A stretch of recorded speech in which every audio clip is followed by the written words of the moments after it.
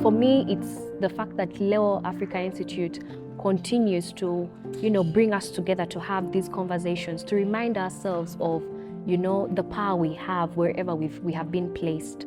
So today was mostly on how do we get back to values-based leadership. It's unfortunate that, the things happening in our country today do not emulate that kind of leadership. But when we are in a room together to sort of inspire each other and especially speak about our leadership journeys, it brings back a sort of sense about what we ought to do in the spaces that we are in. One of the things that stands out for me in the Huduma Fellowship is the constant reminder of the values-based leadership that we need to use in our workplaces. We need to be constantly reminded that we have a bigger goal to achieve, that we are serving a bigger purpose, much more than us and ourselves as individuals. In today's seminar, we were privileged to have Mrs. Helen Kajina talk to us about her life's journey and what she did throughout her career as a public servant. And one thing that stood out for me was integrity, that we are supposed to lead and do our work diligently, even in our small spaces. If we are able to influence and do our work with integrity, then we can be able to achieve something much bigger than us. My name's Luke Ofunji. I'm part of the Huduma class of 2021.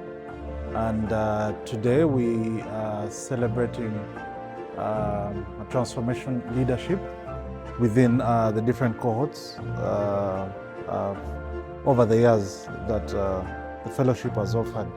And my takeaways for today is how we are going to build, or how we build synergies around transformation leaders that's within the cohort, but also norms, behaviors, and practices that really guide the concept of transformation leadership.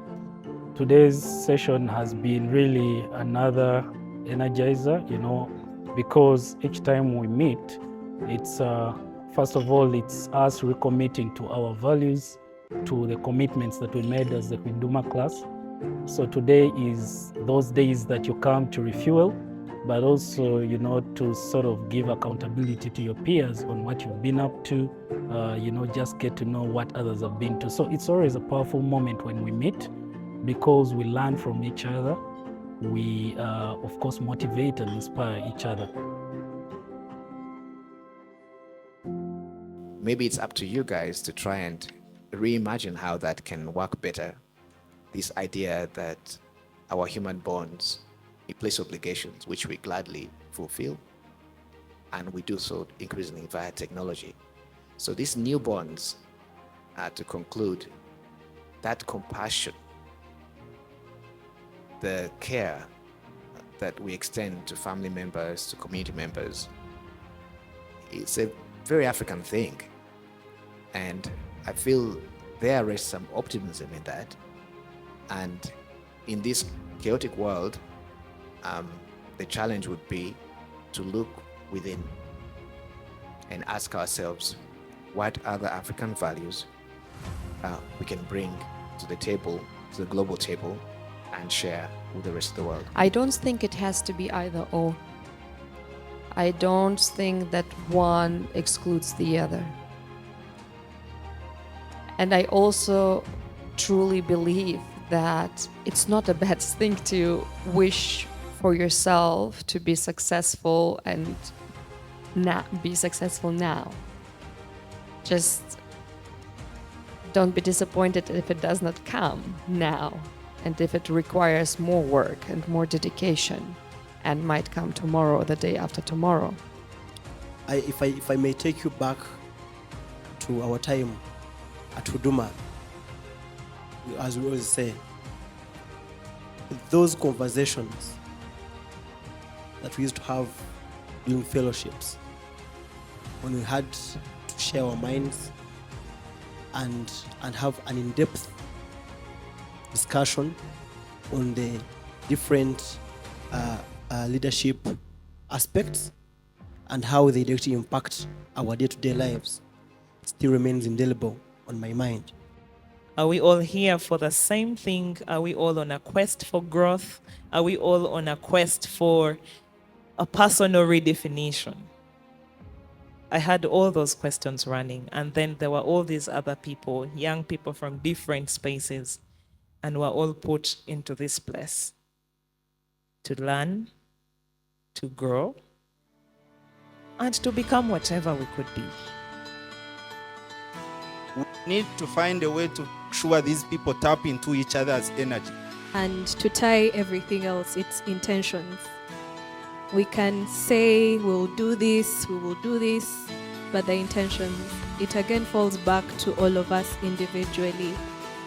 The network has been created. It's already a movement. It's now upon us to take the initiative, to be intentional about making it meaningful. Sacrifice.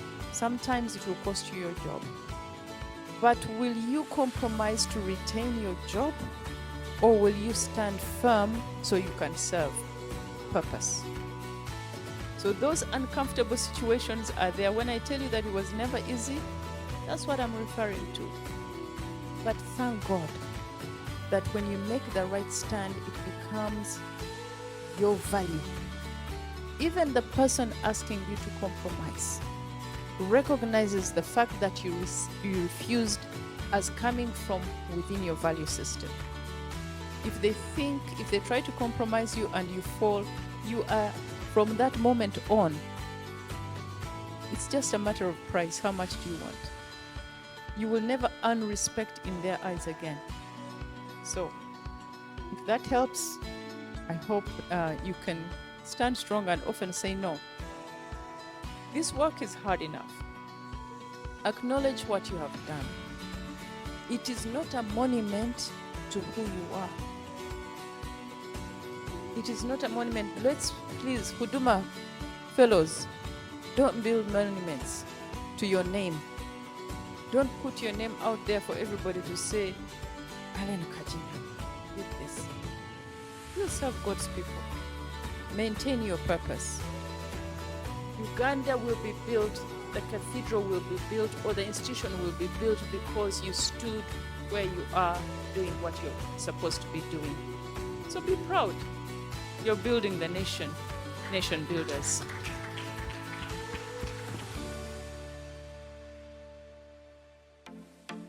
My goodness, what a treat, huh?